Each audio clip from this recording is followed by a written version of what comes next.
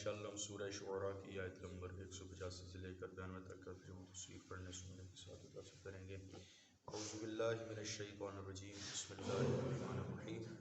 قالوا انما انت من المسحرین وما انت الا بشر مثلنا وان نظنک لمن الکاذبین فاسقط علینا کسفا من السماء ان کنت من الصادقین۔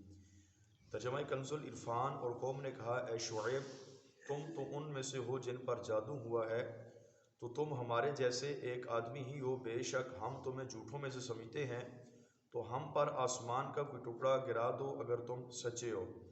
حضرت شعیب علیہ السلام نے جب اپنی قوم کو اسلام کی تبلیغ کی تو لوگوں نے آپ علیہ السلام سے فرمایا کہ آپ تو ہم جیسے ہی ایک آدمی ہیں، نہ آپ کوئی فرشتے ہیں، اور آپ ہم جیسے ہیں جو تم نے نبوت کا دعویٰ کیا ہے، بے شک ہم تمہیں اس میں نعوذ باللہ جھوٹا سمجھتے ہیں۔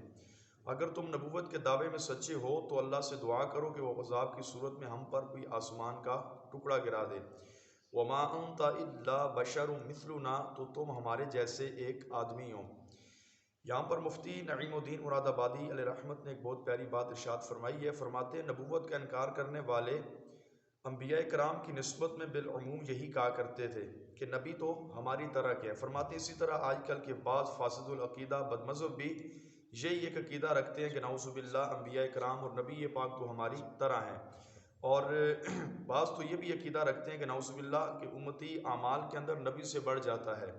یہ عقیدہ ہم نے ان کے والد سے سنا تھا، لیکن ادھر KTS کے اندر ایک بدبخت فاسد ہے، وہ درس دیتا ہے تو اس نے یہ کئی بار کہا تھا کہ ہم تو نبی پاک علیہ السلام سے اعمال میں بڑھ جاتے ہیں، کہ سرکار کی عمر تو 63 سال ہے، ہماری عمر تو 70 سال، تو 90 سال، تو 100 سال تک چلی جاتی ہے، ہم اعمال کے اندر نعوذ باللہ نبی پاک سے بڑھ جاتے ہیں۔ اب ان کو کیا پتا کہ نبی کی نیکی اور امتی کی نیکی کام برابر ہو سکتی ہے۔ سرکار فرماتے ہیں اگر میرا صحابی مٹھی برابر جو اللہ کی راہ میں صدقہ کرے اور تم احد پہاڑ جتنا سونا صدقہ کرو، تو فرمایا جتنا ثواب میرے صحابی کو دیا جاتا ہے تم سونا بھی صدقہ کرو تم اس ثواب کو نہیں پہنچ سکتے۔ تو جب امتی سرکار کے غلاموں کے، سرکار کے صحبت یاب جو لوگ ہیں ان کے ثواب تک نہیں پہنچ سکتا تو نبی پاک کی ذات تو پھر ورا والورا ہے۔ قال ربی اعلم بما تعملون فکذبوہ فاخذہم عذاب یوم الذلہ انہ کان عذاب یوم عظیم۔ حضرت شعیب نے فرمایا میرا رب تمہارے اعمال کو خوب جانتا ہے، تو انہوں نے اسے جھٹلایا، یا تو انہیں شامیانے والے دن کے عذاب نے پکڑ لیا، بے شک وہ بڑے دن کا عذاب تھا۔ حضرت شعیب علیہ السلام نے ان لوگوں کا یہ جواب سن کر ارشاد فرمایا میرا رب تمہارے اعمال اور جس عذاب کے تم مستحق سے خوب جانتا ہے، اگر وہ چاہے تو آسمان کا کوئی ٹکڑا گرا دے یا تم پر کوئی عذاب نازل کر دے، تو فرمایا یہ اللہ تبارک و تعالیٰ پر کچھ بھی مشکل نہیں ہے۔ اب رب تم پر عذاب نازل نہیں فرما رہا تو یہ اللہ تبارک و تعالیٰ کی سو اس میں حکمتیں ہیں۔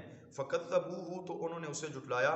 ارشاد فرمایا کہ جنگل والوں نے حضرت شعیب علیہ السلام کو جھٹلایا تو انہیں شامیانے کے دن کے عذاب نے پکڑ لیا، بے شک وہ بڑے دن کا عذاب تھا، جو کہ اس طرح ہوا کہ انہیں شدید گرمی پہنچی اور ان لوگوں پر اللہ تبارک و تعالیٰ نے ہوا کو بند کر دیا، اور 7 دن گرمی کے عذاب کے اندر یہ لوگ گرفتار رہے۔ فرمایا تہ خانوں میں جاتے تو ان کے لیے گرمی اور زیادہ ہو جاتی۔